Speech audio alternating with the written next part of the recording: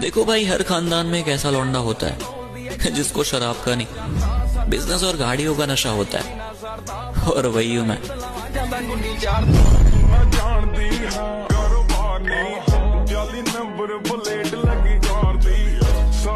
देखो भाई, हर खानदान में एक ऐसा लौंडा होता है जिसको शराब का नहीं, बिजनेस और गाड़ियों का नशा होता है, और वही हूं मैं।